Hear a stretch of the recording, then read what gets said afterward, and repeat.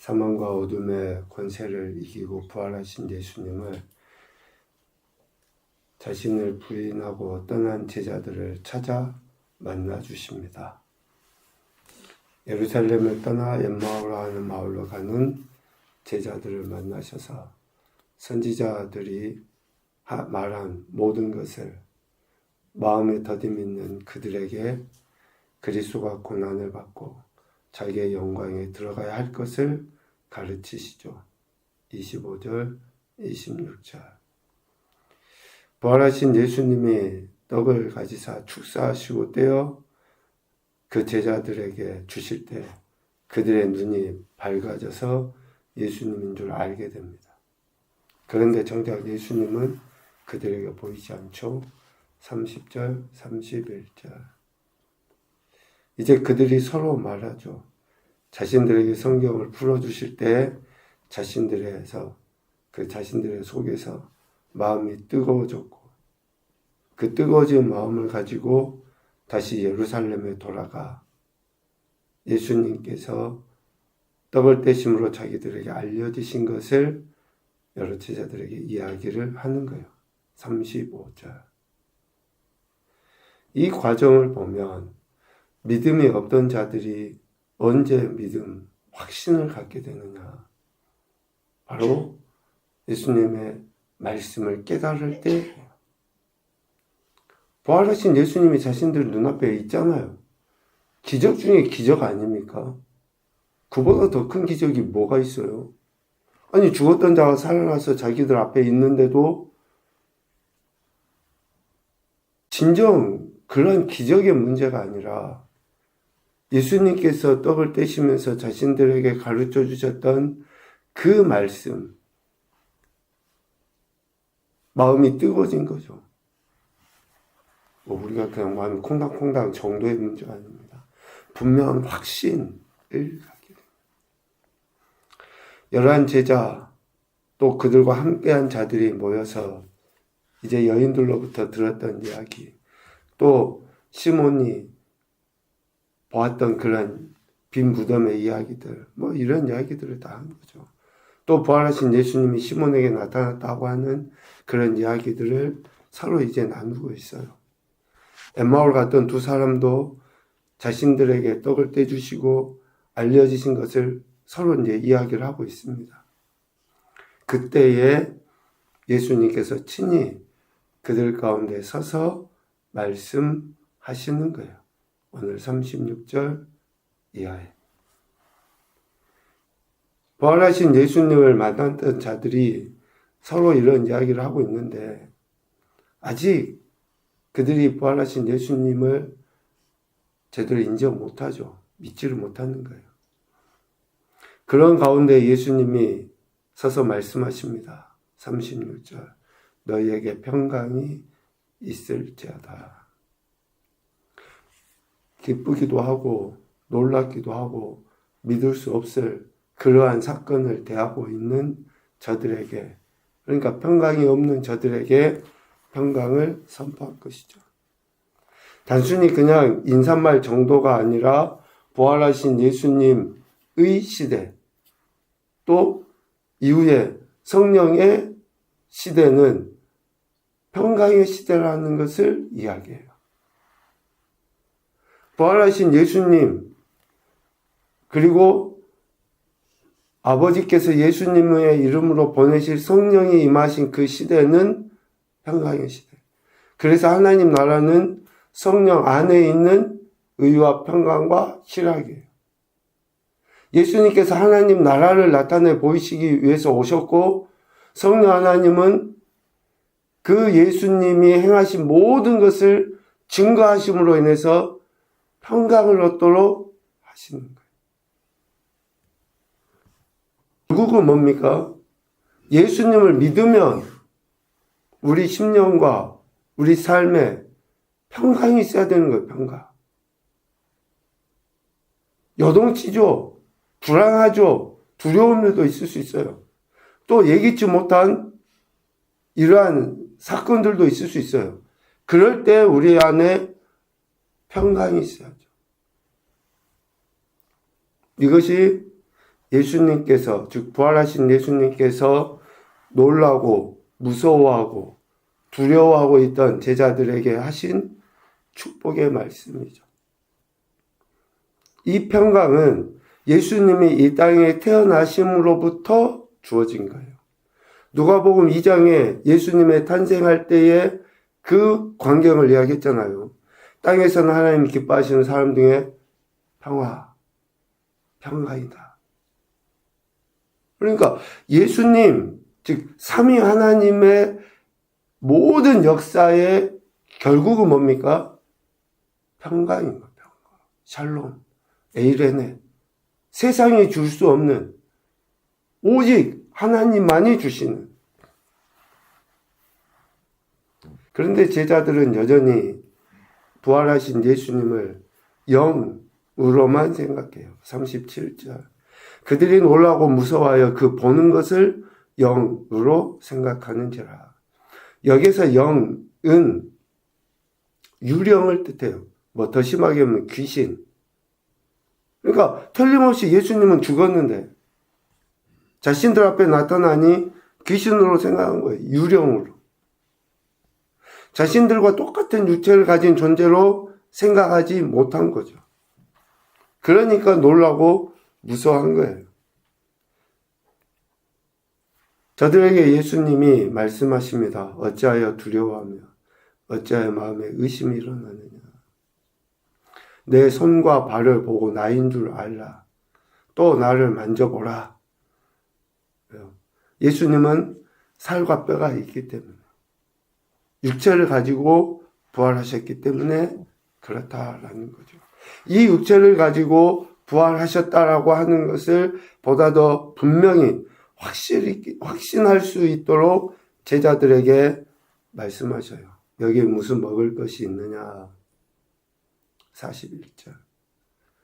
영은 뭐 먹고 마시고 그런 게 의미가 없죠. 그런데 육체를 가지고 부활하셨다고 하는 것을 제자들에게 분명히 가르쳐 주시기 위하여, 공생의 기간에도 예수님 그랬잖아요. 하나님신 그분은 뭐 안 먹으셔도 되고 안 주무셔도 되고 얼마든지 육신이 아니면은 그러실 수 있지만, 육신을 완전한 인간으로 오신 주님은 공생의 기간 동안에 피곤해 하셨고 배고프셨고 슬프셨고 뭐 여러 가지 우리 육체가 가진 그러한 모든 감정, 모든 현상을 다 직접 경험하시고 그때 분명하게 밝히셨거든요. 이와 같이 부활하신 예수님은 영, 혼, 육의 부활이심을 분명히 가르쳐 주십니다. 이것은 오늘 우리에게 소망을 주는 거예요. 우리 인생들에게. 부활은 단순히 어떤 감정적인, 감각적인, 또 어떤 영적인 현상이 아니라 우리 삶에 실제라는 것을 예수님께서는 직접 육체의 부활을 통해서 말씀해 주신 것이죠. 이렇게 예수님은 부활하셔서 제자들에게 평강을 말씀하십니다. 그리고 부활하신 예수님께서 제자들과 이런 대화들을 통해 자신이 이 땅에 오셔서 행하신 모든 것은 결국 하나님 말씀을 이루신 것이다 라는 것을 이야기해요. 그러면서 오늘 우리에게 교훈하시죠. 하나님 말씀을 이루기 위한 삶을 사는 거예요. 즉 하나님 말씀의 증인으로서의 삶을 살라는 거예요. 부활하신 예수님을 직접 눈으로 봄에도 불구하고 저들이 성경, 즉 하나님 말씀을 모르니 놀라고 무서워하고 두려워하고, 그러나 부활하신 예수님을 만난 자들이, 즉 예수님께서 하나님 말씀을 이루신 것으로 자신들에게 나타나 보여졌다고 하는 그 믿음, 확신이 이제는 그 말씀을 증거하는 증인으로서의 삶을 살아내게 한다라는 것이죠. 성경을 달달 외워서 말씀을 증언하는 게 아니에요. 한 말씀도 내가 삶으로 살아내면 그것이 증인이 되는 거예요. 기록된 모든 것이 이루어지도록 하나님께서 하신 말씀을 성취하기 위해서 예수님 오셨죠. 모세의 율법, 선지자의 글, 시편에 예수님 가르쳐 기록된 모든 말씀을 이루시기에 오셨고, 그래서 결국 십자가에 죽으실 뿐만 아니라 이렇게 부활하신 것입니다. 제자들의 마음을 열어서 그 말씀, 즉 성경을 깨닫게 하십니다. 45절. 이에 그들의 마음을 열어 성경을 깨닫게 하시고, 예수님께서 고난을 받고 제3일에 죽은 자 가운데서 다시 살아날 것 분명하게 이야기했었죠. 또 그의 이름으로 제사함을 받게 하는 회개가 예루살렘에 시작하여 모든 족속에게 전파될 것이 기록되었음을 다시 가르치신 거예요. 46, 47절에. 이 가르치심은 제자들이 48절 말씀한 것처럼 이 모든 일의 증인이다. 예수님을 믿는 자들이 예수님의 증인이라는 것을 가르치시기 위함이죠. 깨우치시기 위함이에요. 결국 예수님께서 제자들의 마음을 열어 성경을 깨닫게 하심은 뭡니까? 하나님께서 예수님에 대하여 기록하신 모든 말씀에 대해 증인으로 살아가도록 하기 위함인 것이다. 예수님께서 죽으시고 다시 살아나시고 자신들에게 나타나 보여주신 것을 증언하는 증인으로서의 삶을 살도록 하기 위해 예수님은 직접 그 성경을 이루신 거예요. 그래서 죽으셨고 그래서 부활하신 거예요. 너무나 단순하게 우리가 생각해도 하나님은 이렇게 하지 않으셔도 돼요. 굳이 이렇게 복잡한 일들 안 하셔도 된다고요. 그런데 왜 자신이 육신의 몸을 입고 이 땅에 오셨으며 왜 그 공생의 기간 동안에 수치는 다 당하고 그냥 십자가라는 그 최악의 형벌에서 왜 죽임을 당하셔야 되냐고요. 이러지 않으셔도 돼요. 구원하신다고 하면. 그런데 하나님이 하신 말씀을 이루시기 위하여 그 일을 하실 수밖에 없어요. 이미 구약에서부터 하나님은 말씀에 오셨으니까. 그래서 제자들에게 나타나 보이시면서 그 마음을 열어 성경을 깨닫게 하셔서 하나님의 이 모든 말씀을 증거하는 증인으로 살도록 하신 거예요. 그렇게 증인으로서 살아야 될 자들, 그들을 데리시고 베다니 앞까지 나아가십니다. 50절. 손을 들어 그들에게 축복하시죠. 부활하신 예수님께서 이 땅에서 마지막으로 행하신 일이 뭡니까? 축복이에요, 축복. 격려하는 거예요. 위로하는 거예요.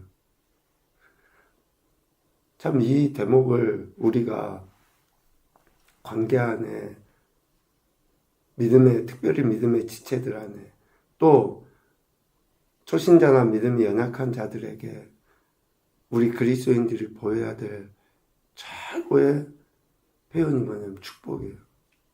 격려하고 위로하고. 그들이 온전한 믿음이 아니죠.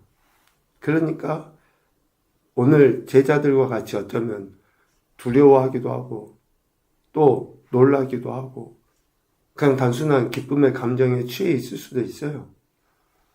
그럴 때에 그들을 축복하고 격려하고 위로하고. 내가 옛날에 예수님 처음 믿을 때 모습을 생각을 해보세요. 우리 각자가 내가 처음에 예수님 믿고 교회 다닌다고 짜박짜박 할 때 그때 모습을 생각해봐요. 우리가 지금보다 훨씬 더, 지금도 그렇지만 얼마나 연약하고 부족했습니까? 그런데 누군가의 축복과 격려 위로로 어쩌면 지금 우리가 이 자리에 있는 거 아니에요? 그렇게 연약한 제자들을 주님은 축복하시며 승천하시죠. 이렇게 생각을 해보자고요. 방금 말씀드린 것처럼. 부활하신 예수님께서, 그러니까 영혼육을 가지신 예수님께서, 이제 성령님은 영으로만 존재하시니까, 영혼육을 가지고 존재하신 그 삼위 하나님의 이 땅에서의 마지막 사역이 뭡니까? 축복이라고, 축복. 얼마나 감격스러운 일입니까? 그들이 하나님의 말씀과 그 말씀을 이루신 예수님에 대한 증인으로서의 삶을 살아갈 수 있도록 힘을 더하신 거예요. 축복하시면서. 그리고 예수님은 하늘로 올려지십니다. 부활하신 예수님을 영으로 생각하여 놀라고 무서워하던 제자들이 예수님께서 자신들의 마음을 열어 성경을 깨닫게 하시고 축복하심을 통해 이제는 52절, 53절 예수님에게 경배하고 큰 기쁨으로 예루살렘에 돌아가 늘 성전에서 하나님을 찬송하는 사람들로 바뀌게 됩니다. 그렇게 돼요. 그래서 말씀을 읽고 깨달음을 얻는 것이 참 중요하고, 그리고 주님이 마지막 보이신과 같이 관계 안에 있는 자들에게 말씀을 듣고 깨달은 자는 이렇게 할 수밖에 없어요. 아니, 말씀을 듣고 깨달았는데 어떻게 평강을 나타내지 않겠습니까? 그리고 어떻게 축복하지 않겠어요? 말씀 듣고 깨달은 자, 말씀은 하나님이신데, 예수님이신데, 성령님이신데, 그 말씀을 깨달아 아는 자는 당연히 위로하고 격려하고 축복하겠죠. 말씀 깨닫지 못하니까, 머리로는 안다고 이야기하지만, 제대로 알지 못하니까 평강을 증가하지도 못하고 축복도 못하고 늘 이기적으로 하는 거 아니겠어요? 그런데 그렇게 하니, 즉 말씀을 깨닫고 주님의 축복을 받은 자들이 그렇게 큰 기쁨으로 성전에서 하는 찬송하는 사람들로 바뀌게 되는 거죠. 첫 번째 교훈입니다. 예수님은 하나님의 모든 말씀을 성취하셨다. 재림은 하나님께서 뜻하신 바에 의해 그 날에 오십니다. 예수님은 이미 모든 말씀을 성취하셨어요. 하나님께서 하신 말씀. 하나님께서 이제 재림, 즉 예수님을 보내시면 그때 이루어집니다. 두 번째, 성경을 깨달을 때 두려움이 변하여 큰 기쁨이 된다. 세 번째, 우리는 이 모든 일의 증인이다. 분명한 확신을 가지십시오. 우리를 구원하시고 부활하신 예수님을 만나고 깨달아 알게 하신 것은 증인으로 살아가도록 하시기 위함입니다. 오늘도 우리에게 구원의 은혜를 베풀어 주시고 정말 하나님 나라의 실제를 경험할 수 있도록 역사해 주신 그 하나님 앞에 늘 감사와 찬양과 영광을 올려드리시며 부활하신 예수님을 만났던 제자들과 같이 증인으로서의 삶을 오늘 한 날 신실하게 살아내는 교화복된 인생들이 되시기를 주님의 이름으로 축복합니다. 아멘.